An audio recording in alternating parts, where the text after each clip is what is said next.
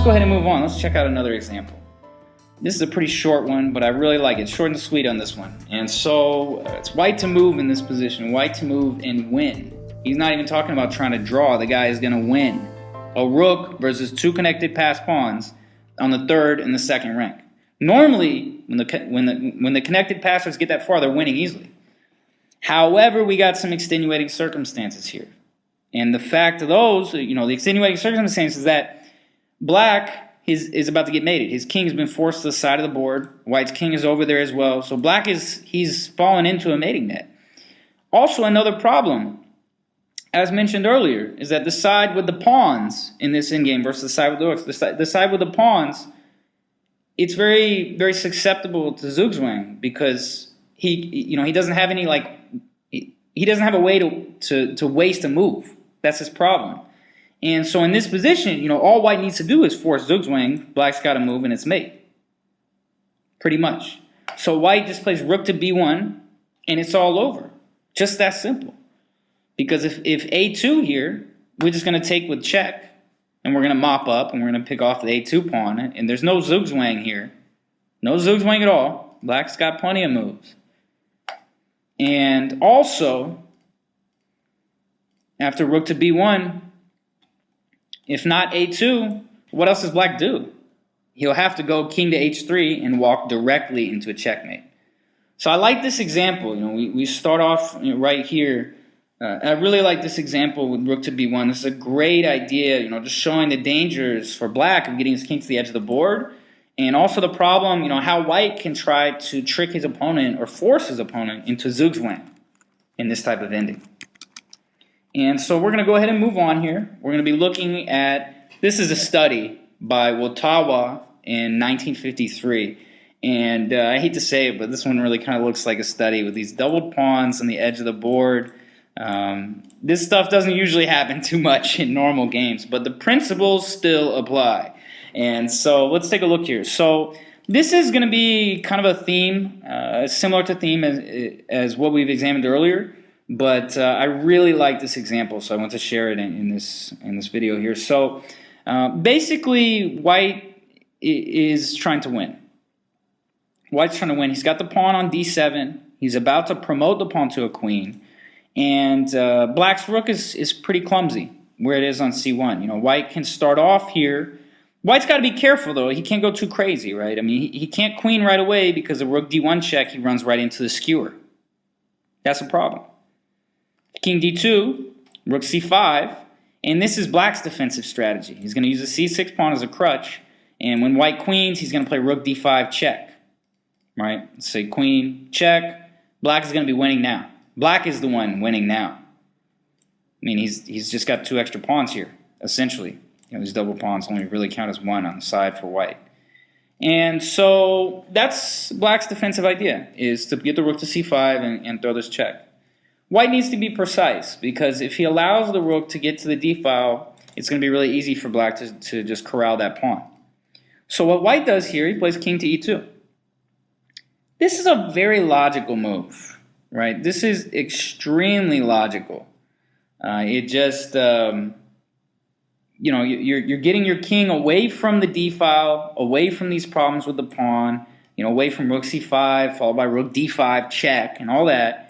And you're also taking control of the d1 square, and you're taking it away from black's rook. And so now, it's going to seem like, well, wait a second, man, black doesn't have any options here. But he does. He's got a miraculous saving option. The pawn is far, but it's not completely gone. And so we're going to start with rook to c2 because of what we know here. Because we know that white's king cannot go to d3 because it's going to allow rook to c5 and rook to d5 check, and black is going to be able to scoop the pawn or force the trade with the whatever, the queen on d8, whatever you want to call it. So we know that. Thinking about the logic of the position, we know that white's king, these squares are pretty much off limits for white's king. From d1 to d4, whatever, they're off limits. And so black is going to try to use that against him. Black's got to try everything he can to save. So rook c2 check, he's going to just throw some checks. And, it might look like white is just wasting time here. Like he's just, he should just accept the perpetual check and just go backwards. But this study is very sneaky. And so we're going to see black is walking that rook up. Now king e5, in a practical game, I mean, you would think white has made a blunder. After rook c5 check, king f6, black gets his dream. He gets the rook to the d file to directly stop white's pawn. And, black would have the winning endgame afterward. However, in this position, things aren't so simple. Black's king is really stuck on the edge of the board here. And so white has just an absolutely incredible resource here. He plays d8 equals queen. He deflects black's rook. And g5 is checkmate. Just so nasty. Just too good. Let's take a look at this one again. I mean, I can't get enough of this study. So king e2, we take the square. Black throws some checks. He walks the king up. White walks the king up too. It looks like white blundered after rook d5, and he just deflects the rook, and it's checkmate on the side of the board. Just too nasty, using the pass pawn as a killer deflection. And so here we're going to go to our last example of this chapter, and this is one of my favorites as well. I mean, this is absolutely disgusting. This was composed. This is a study composed by Platov over 100 years ago in 1908. People have been looking at endgames for a while. And so at least they've been writing it down, right? So what have we got going on here? We got a bishop and a pawn versus a rook. This is actually a very realistic study. I mean, this type of material balance is very frequent to occur in practice. And so what white should do here, white is really the one trying to win in this position because black's king is so far away. It's probably a draw anyway, wherever black's king is, but there's some exceptions on that. Right here, white is the one trying to win. So he's going to push the pawn to c7. Just go ahead and get that instant mate threat set up. And now black has always got to guard that. But the problem for black here is not that simple, right? He can't play rook h8. It's off limits. Bishop e5 check, and white's got skewer tactics of his own. So that's the main complication here for black, is that his rook is unable to hit h8 and guard the pawn by traditional means. So the tactic by black should not come as a surprise to you then. Right? The defensive tactic, we've been looking at a lot of examples with this. If the direct move doesn't work, right, and there is no direct move for black, I mean, rook to c5 or rook to h8, the rook can be a clumsy piece, and both those squares are covered. So what black is going to have to try, and he also cannot take this. He also can't take the bishop. If his king was on b1, he could take the bishop, because after white queens, we got check, and now this bishop pawn example we looked at earlier, where black was able to force a draw, but now it's simply king to c3. There's no stalemate, no stalemate ideas, none of that. And well, with the king on b1, we could throw another check here, but that's not the case. So let's go back. So rook takes bishop is off limits too. There's no draw there, even though it's a bishop pawn. We really need our king on b1 for that to work. And so what black is going to do, he's going to throw a check, right? No surprise. In an emergency situation, we got to pull out all the stops. Maybe we can weasel our way out, or in a practical game, maybe your opponent will make a little mistake in time trouble or something. And so here, white is going to go king b5. This is a very logical move. He's just we got to keep in mind too. I mean, white has got to be careful, because if he puts his king on any one of these three squares, say king c3, now rook h8 is actually going to work. There's no check. There's no skewer. And you're too late. King up, black gets a draw. So this example is very complex. This is a really tough example. Also after check, let's say you go king here, another check, and your king can't go to the second rank, right? Because, black's going to take with check. Now black is going to win, right? He's taking with check. So a couple things are off limits, right? These dark squares are all off limits. The second rank is off limits. We also know this C file is off limits, man. I mean, white has got a tiptoe here. We also know the seventh rank is off limits, because black would be able to get his rook there and pin it. So white's king cannot touch any of those squares. That's like 80% of the board. So how does white do this? And why white can't go to the C file, just to clarify, is because he walks right into a skewer. So that's that. He walks right into a skewer. And so King b5. Let's say rook 8, rook h5 check. What else? King b6. And here it looks like white, to all appearances, white is just going to have to be content with a draw here. You know, if he goes king to b7, we're just going to play rook h7. This check doesn't change anything. The pawn is pinned. Black's going to sack the rook for the pawn and force a draw. However, in this position after rook h6, white has got some jokes. And he plays a really incredible move here. And it's called forcing the Saavedra position here with bishop d6. And what the idea is, by sacrificing the bishop here, first of all, it doesn't change anything about black's rook. Black's rook can't go to h8. We still have the bishop e5 check, the skewer here. And so what else has changed in this position? Not much, really, except that black has run out of checks. He's run out of ways to stop white's pawn. So he's going to have to accept the bishop, and white is simply going to play king to b5. Right? The c file is still off limits. This walks into that familiar skewer on the c file. But with king to b5, now what's going on? I mean, we got the king and pawn versus rook, very similar. You know, this is what we've been looking at.